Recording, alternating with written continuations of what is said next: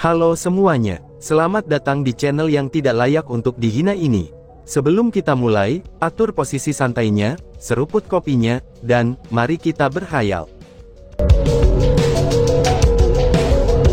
Oh, jadi kamu sudah membuat persiapan.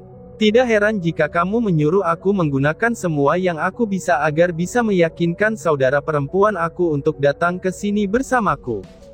Jadi sejak awal, tujuan kamu adalah kakak aku, ucap Lan Yanzi dengan sedikit marah. Benar sekali, tujuan aku sejak awal adalah dia. Tujuan aku sejak dulu adalah dia. Saat aku menatapnya sejak tiba di Akademi Forseas, aku sudah jatuh cinta padanya. Dalam waktu hampir 4 tahun ini, aku memperlakukannya seperti aku memperlakukan leluhur aku. Saat berlatih, aku akan selalu berdiri di depannya, dan memblokir bahaya baginya. Ketika mempunyai hal-hal baik, aku akan selalu menjadi yang pertama memberikannya, sehingga dia bisa mengalaminya juga. Sedangkan dia tidak pernah menatap lurus ke arah aku, dan bahkan tidak memperlakukan aku sebagai teman. Bahkan jika aku menjadi jenius hebat dan berdiri di sisinya, dia akan bertindak sama saja. Aku mencintainya sejak awal, tapi sekarang, aku benar-benar membencinya.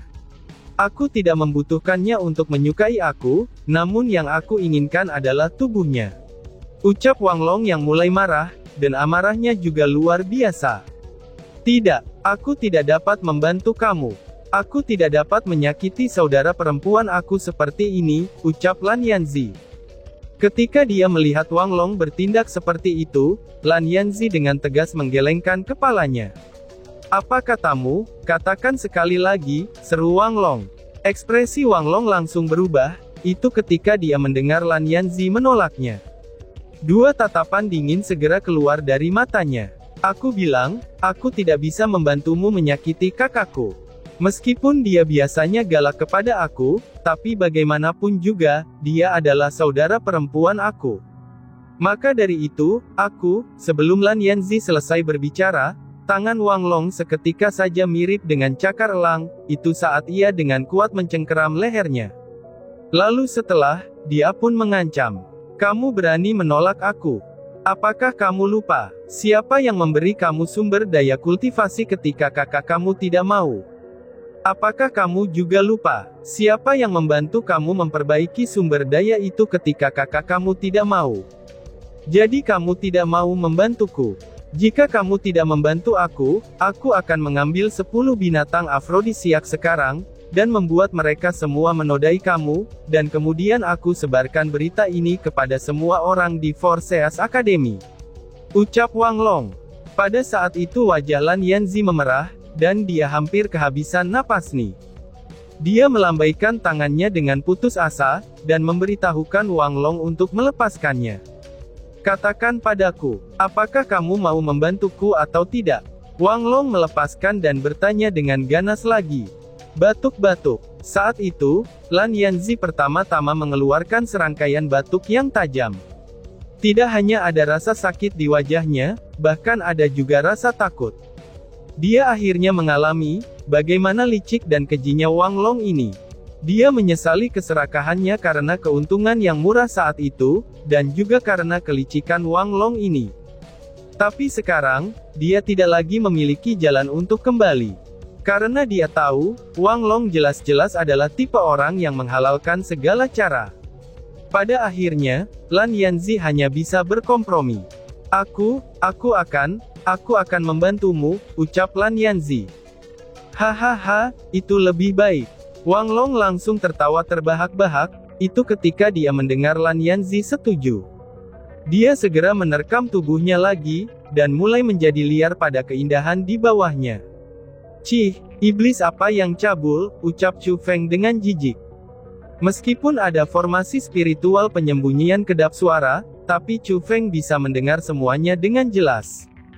Dia tidak bersimpati untuk Lan Yanzi, tetapi dia merasa kasihan kepada Lan Si. Meskipun dia dan Lan Si tidak berinteraksi banyak, tapi jika menilai dari sikapnya yang memperlakukan Su Rou dan yang lainnya, Chu Feng bisa mengatakan bahwa Lan Si dan Lan Yanzi adalah orang yang sama sekali berbeda. Orang bisa mengatakan bahwa Lansi adalah orang baik yang sangat berbakat yang memiliki penampilan luar biasa dan tanpa kesombongan. Tapi seperti kata pepatah, jangan pernah khawatir tentang hal-hal yang tidak berhubungan dengan dirimu. Meskipun Lansi memiliki karakter yang cukup baik, namun bagaimanapun juga, itu adalah masalah internal keluarga Lansi. Chu Feng saat ini memiliki misi di tangannya, jadi dia tidak mau dengan santainya keluar, dan mencampuri masalah seperti itu. Selain itu, bahkan jika dia mau melakukannya, dia tidak punya cara untuk melakukannya. Jika dia mengatakan yang sebenarnya, maka Lansi pasti tidak akan percaya padanya.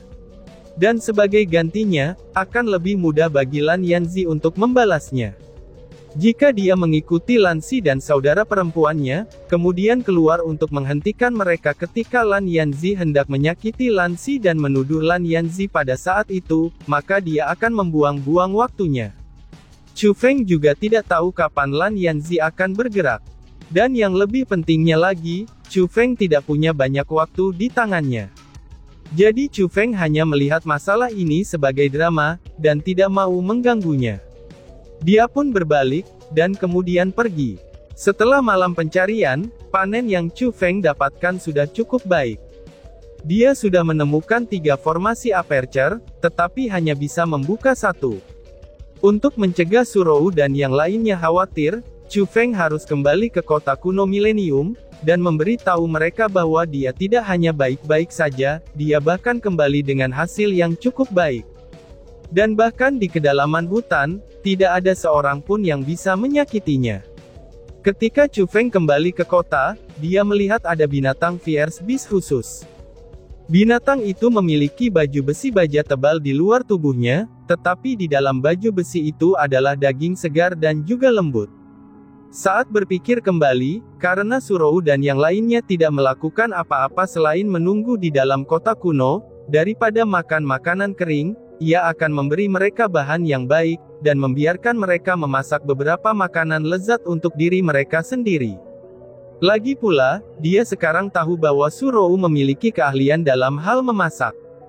Jadi, Chu Feng membunuh fierce beast saat dia melewatinya, dan membawanya menuju kota kuno Millennium.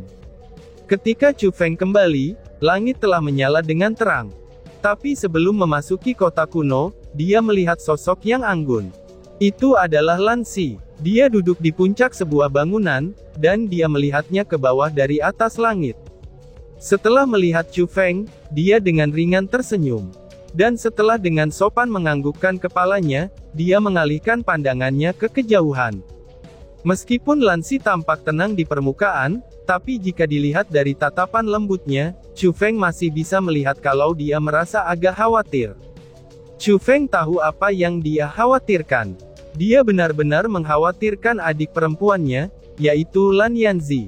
Tapi jika Lansi tahu, bahwa saat ini saudara perempuannya mencari kesenangan dengan Wang Long dan bersekongkol untuk melawannya, maka siapa yang tahu apa yang akan dia rasakan. Pada saat itu, Chu Feng merasakan beberapa kepahitan di hatinya. Dia akhirnya mengakui, kalau dirinya benar-benar bersimpati pada wanita miskin itu. Saat dia memiliki pikiran-pikiran itu, Chu Feng meletakkan mayat fierce beast di tangannya, lalu setelah lompatan terus-menerus, dia tiba di sisi Lansi dan berkata dengan senyum ringan. Ternyata kamu sudah bangun pagi-pagi. Apakah kamu sudah istirahat dengan baik? Tanya Chu Feng. Dibandingkan denganmu, aku benar-benar sudah beristirahat dengan baik. Apakah kamu tidak bekerja terlalu keras? Kamu belum kembali sepanjang malam.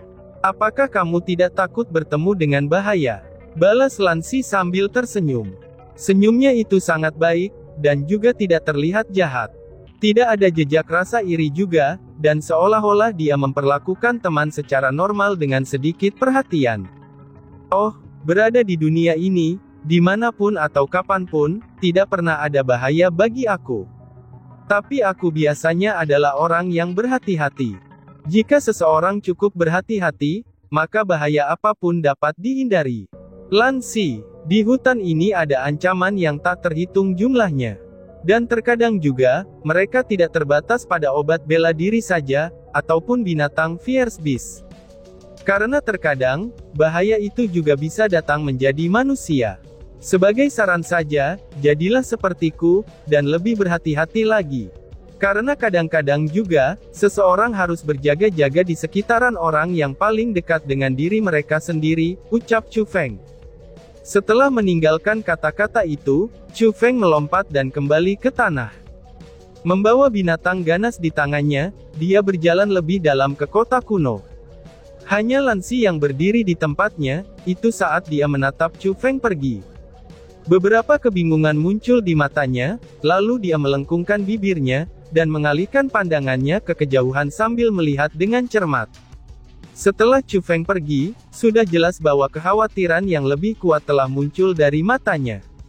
Chu Feng memasuki kota, dan kemudian menyebar kekuatan spiritualnya untuk mendeteksi.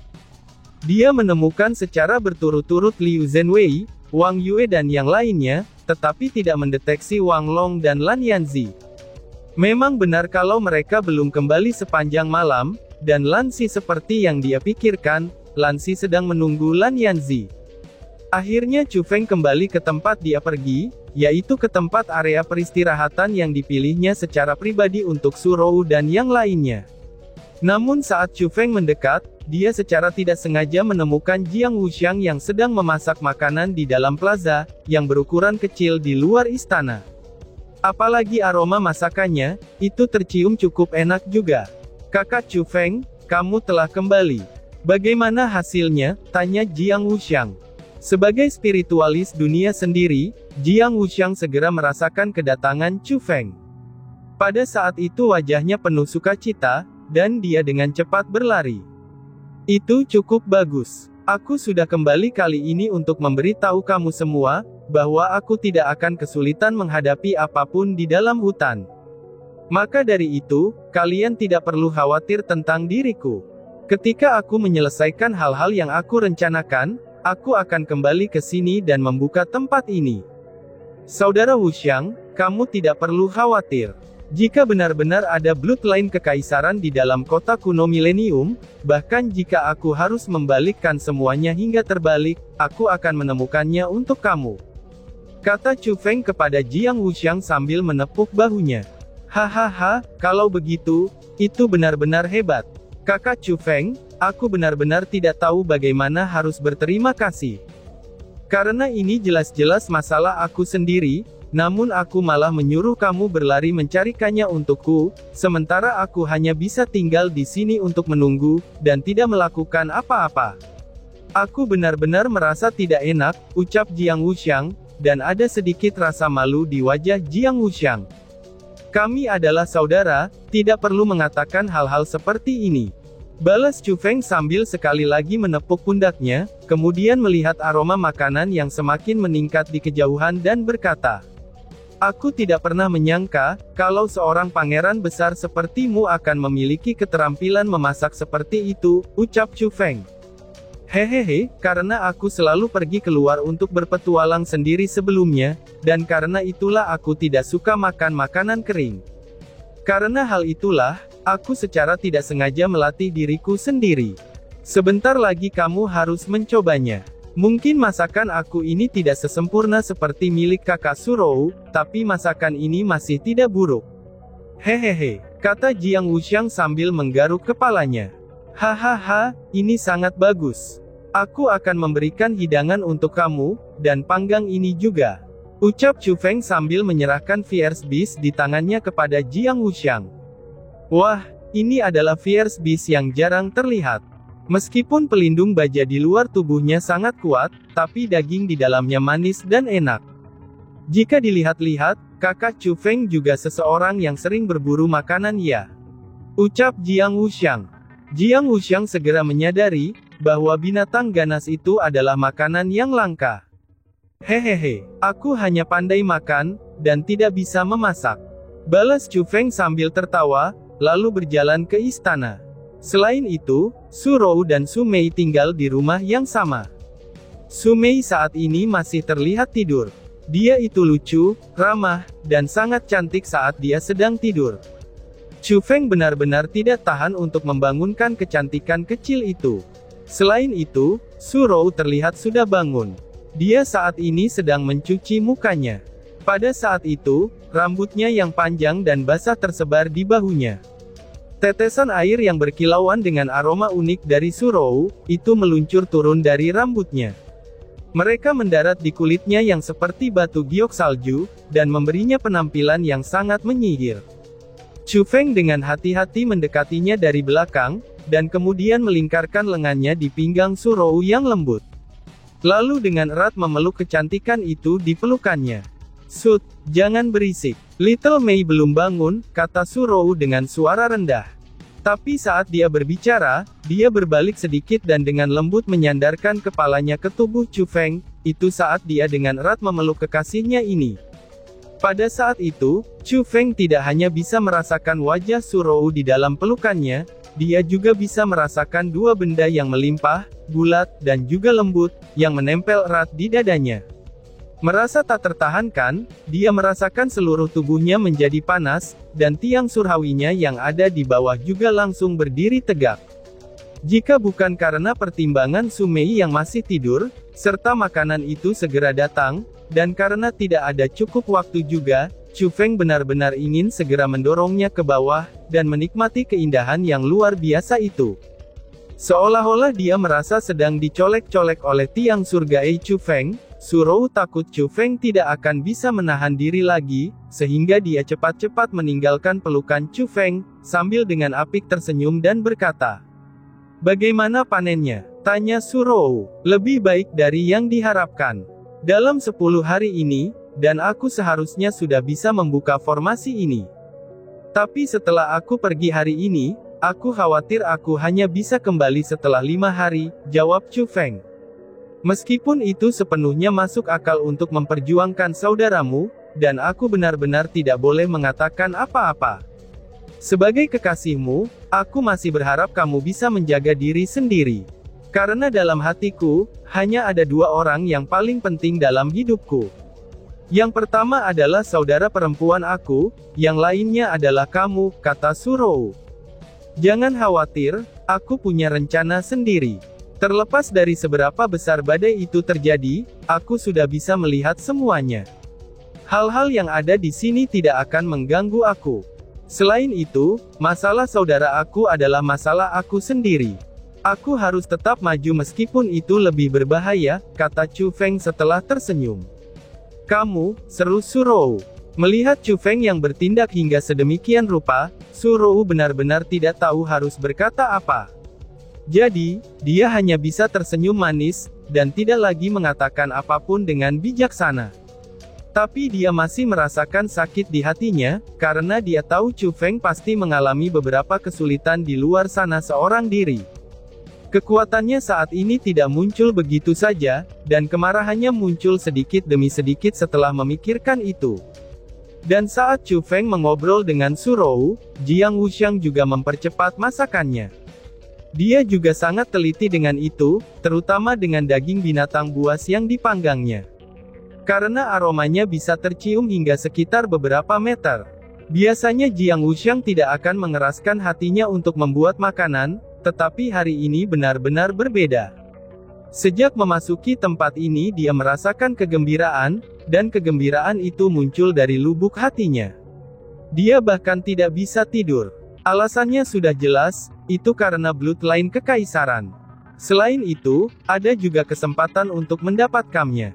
Karena baginya, itu adalah hal yang menakjubkan yang bahkan tidak bisa dia impikan. Namun saat ini, mimpi yang tak terduga itu berubah menjadi kenyataan. Itu semua karena Chu Feng. Dia benar-benar sangat bersyukur. Jadi, itulah sebabnya dia menaruh begitu banyak kepada makanan yang dia memasak. Karena sekarang dia merasa, itu adalah tanda terima kasih terbaik yang bisa dia berikan kepada Chu Feng. "Oh, aku kira itu adalah beberapa wanita yang sedang memanggang daging yang sedap itu. Aku tidak menyangka, ternyata itu kamu yang memasaknya. Bocah, ayo bawakan aku daging yang kamu panggang itu, dan berikan aku rasa yang sedap itu," ucap seseorang. Tiba-tiba saja, suara yang sangat mengerikan dan sombong terdengar dari kejauhan. Setelah mengangkat kepalanya, dia melihat itu adalah Wang Long dan Wang Yue. Jiang Wuxiang segera memandang Wang Long. Dan setelah beberapa keraguan, dia memutuskan untuk bertindak tuli dan mengabaikannya. Karena ini adalah makanan lezat yang disiapkan khusus untuk Chu Feng. Bagaimana mungkin dia bisa membiarkan Wang Long memanfaatkannya? Selain itu, Chu Feng sekarang adalah orang yang memiliki perlindungan Taiko. Dan untuk Jiang Wuxiang sendiri, dia adalah orang yang memiliki perlindungan dari Chu Feng. Akibatnya, dia tidak lagi takut pada Wang Long seperti sebelumnya. Oh, jadi kamu mengabaikan aku. Apakah kamu mencari kematian? Ucap Wang Long. Wang Long pun langsung marah, ketika dia melihat bahwa Jiang Wuxiang bahkan tidak menatap lurus ke arahnya. Di Akademi Forseas, tidak ada murid yang berani mengabaikannya seperti itu.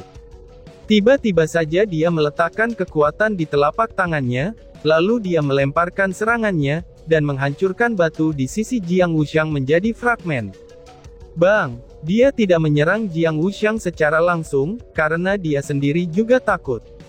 Dan orang yang dia takuti secara alami adalah Chu Feng. Dia tidak menyerang makanan itu juga, karena dia juga punya ketakutan itu. Setelah melakukan hubungan yang intim, dia benar-benar lapar sekarang.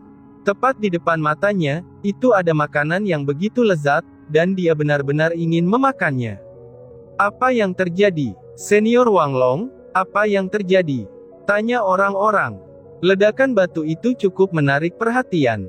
Liu Zhenbiao dan yang lainnya dengan cepat pun datang, dan bahkan Lan Xi sendiri bergegas menghampirinya. Mendengus. Bocah ini tidak tahu apa yang baik dari yang buruk.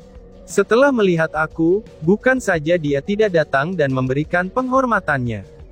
Ketika aku ingin merasakan hasil dari madakannya, dia bahkan menolaknya. Dari apa yang aku lihat, dia sama sekali tidak menempatkan aku di matanya, di mana aku adalah seniornya, kata Wang Long dengan sedikit ketidaksenangan. Oh, Jiang Wuxiang, kamu sekarang benar-benar menjadi lebih dan lebih berani ya. Kamu bahkan berani tidak menghormati senior Wang Long. Apakah kamu tidak menaruh aturan Akademi Forseas di matamu? Apakah kamu menyadari bahwa kamu adalah murid Akademi Forseas? Ucap Liu Zhenbiao. Ketika mereka mendengar kata-kata itu, Liu Zhenbiao yang telah berada dalam konflik masa lalu dengan Jiang Wuxiang dan yang lainnya, dia dengan cepat mengambil kesempatan untuk mengkritik Jiang Wuxiang. Dan tiba-tiba saja bersambung. Sekian dan terima kasih banyak. Bye-bye.